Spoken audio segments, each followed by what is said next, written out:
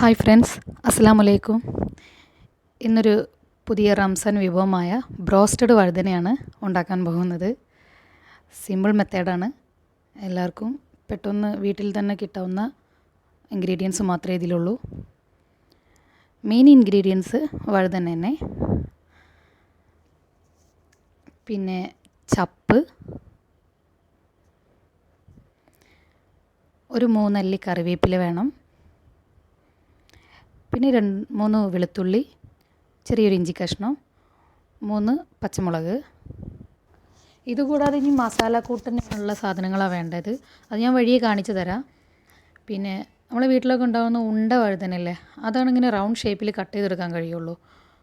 പിന്നെ അതിലേക്ക് വേണ്ടത് ഇച്ചിരി ഓട്സാണ്.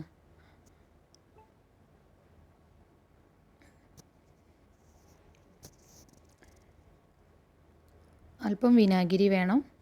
പിന്നെ വറുത്ത് കോരാനുള്ള എണ്ണ, ഞാൻ സാധാ ഓയിലാണ് ഞാൻ എടുക്കാറ്. ഈ വർഷത്തെ റമളാനിന് വലിയ വിഭവങ്ങളൊന്നും നമുക്ക് വീട്ടിലുണ്ടാക്കാൻ കഴിയില്ല, പലർക്കും കഴിയില്ല. ഒന്നാമത് കൊറോണ ടൈം ആയ കാരണം പുറത്തിറങ്ങാനൊക്കെ വലിയ ബുദ്ധിമുട്ടാവും. അപ്പോൾ വീട്ടിലുള്ള സാധനങ്ങൾ വെച്ച് മാത്രം നമുക്ക് എത്രയും ഭംഗിയാക്കി ഉണ്ടാക്കാൻ കഴിയും ആ രീതിക്ക് ഒന്ന് പരീക്ഷിച്ച് നോക്കിയത്. നല്ല ടേസ്റ്റി സാധനമാണ്.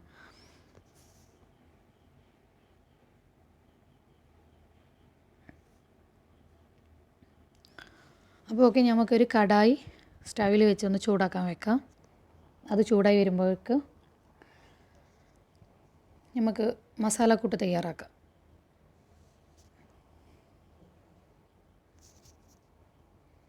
ഒരു വലിയ ടീസ്പൂൺ മുളക് പൊടി ഒരു പാത്രത്തിലേക്ക് ഇട്ടിട്ട്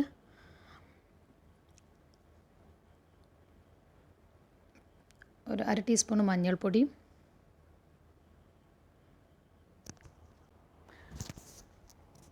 അതിലേക്ക് വേണ്ടുന്ന ആവശ്യത്തിനുള്ള ഉപ്പും, പിന്നെ ചപ്പ്, കറിവേപ്പില, ഇഞ്ചി, വെളുത്തുള്ളി നല്ല ചെറിയ പീസസ് ആക്കി അരിഞ്ഞിട്ടുള്ളത് അതുകൂടെ ആഡ് ചെയ്തെടുക്കുക.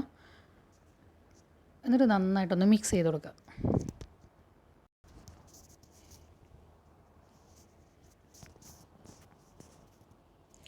അതിലേക്ക് ഒരു വലിയ ടീസ്പൂൺ കോൺഫ്ലവറും 1 ടീസ്പൂൺ മൈദയും കൂടെ ആഡ് ചെയ്ത് കൊടുത്ത് വീണ്ടും നന്നായിട്ടൊന്ന് മിക്സ് ചെയ്യുക.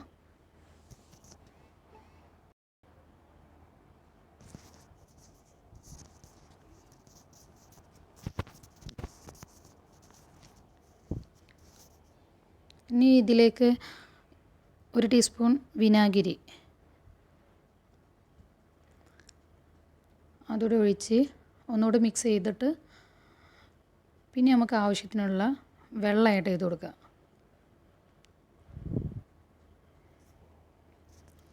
വെള്ളം ഒരുപാട് ഒറ്റയടിക്ക് അങ്ങ് ഒഴിച്ചു കൊടുക്കരുത്. മസാല കുറച്ച് ലൂസായി പോവും. പിന്നെ അന്നേരം നമുക്ക് വിചാരിച്ചൊരു ഭംഗിയൊന്നും കിട്ടില്ല.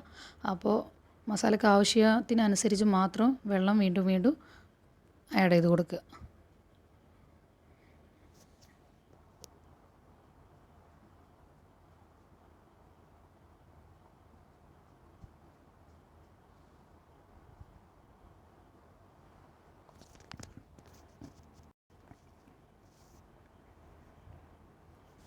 നമ്മൾ അരിഞ്ഞു വെച്ചിട്ടുള്ള വഴുതന മസാലയിൽ നന്നായിട്ട് മുക്കി തേച്ച് പിടിപ്പിച്ചിട്ട് വേറൊരു പാത്രത്തിലേക്ക് മാറ്റി വെക്കുക.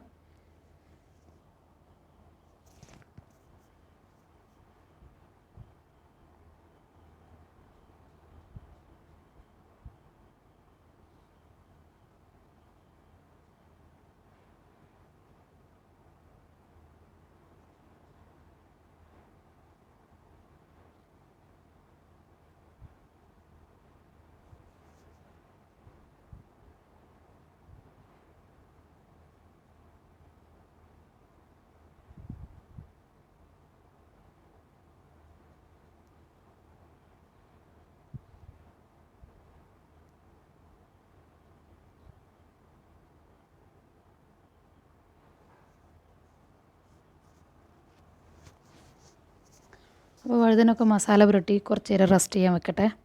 അപ്പോൾ നമ്മളെ പാൻ നന്നായിട്ട് ചൂടായിട്ടുണ്ട്. ഇനി അതിലേക്ക് വറുത്ത് കോരാനുള്ള ഓയിൽ ആഡ് ചെയ്ത് കൊടുക്കുക.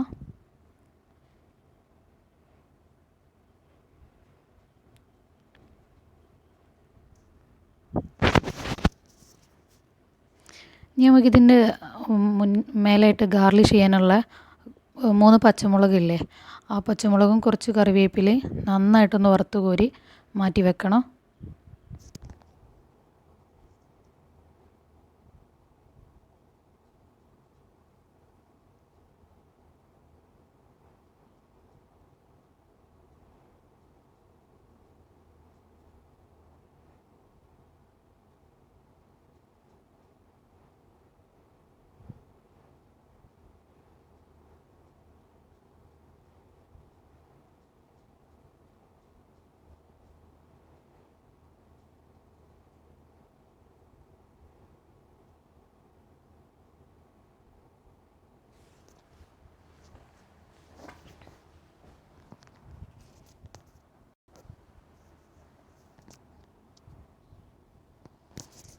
ഇനി നമുക്ക് ആ ഓയിലിലേക്ക് തന്നെ വഴുതന ഓട്സിൽ മുക്കി രണ്ട് പുറവും നന്നായിട്ട് ഓട്സ് പതിപ്പിച്ചിട്ട് ആ എണ്ണയിലേക്ക് ഇട്ട് കൊടുക്കുക.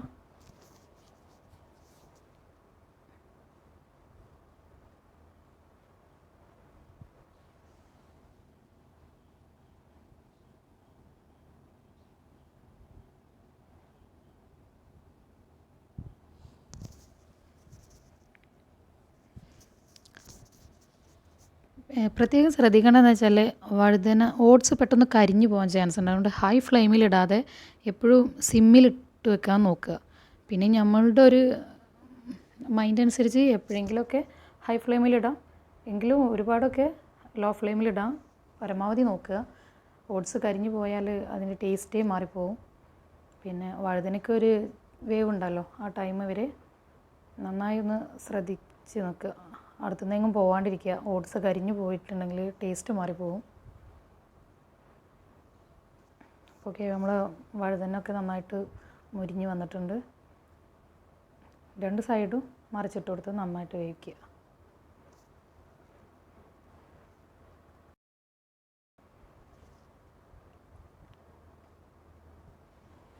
ഞാൻ ഒരു പാത്രത്തിലേക്ക് മാറ്റി വെക്കാം.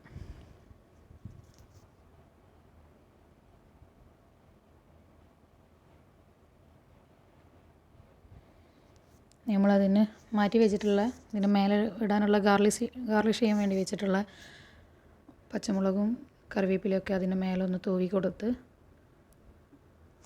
ഒന്ന് ഭംഗിയാക്കി സപ്ലൈ ചെയ്യാം. നല്ല ടേസ്റ്റിയാണ്. ഇതിലധികം ഇൻഗ്രീഡിയൻസും വീട്ടിലുള്ള സാധനങ്ങളായതുകൊണ്ട് തന്നെ ഒരു കുഴപ്പമില്ല. ഹെൽത്തിന് ഏറ്റവും നല്ല സാധനമാണ്. അപ്പോൾ എല്ലാവരും ഒന്ന് ട്രൈ ചെയ്ത് നോക്കുക. വീഡിയോ ഇഷ്ടമായാൽ ലൈക്ക് ചെയ്യുക, സബ്സ്ക്രൈബ് ചെയ്യുക. അപ്പോൾ ഓക്കെ, താങ്ക് യു.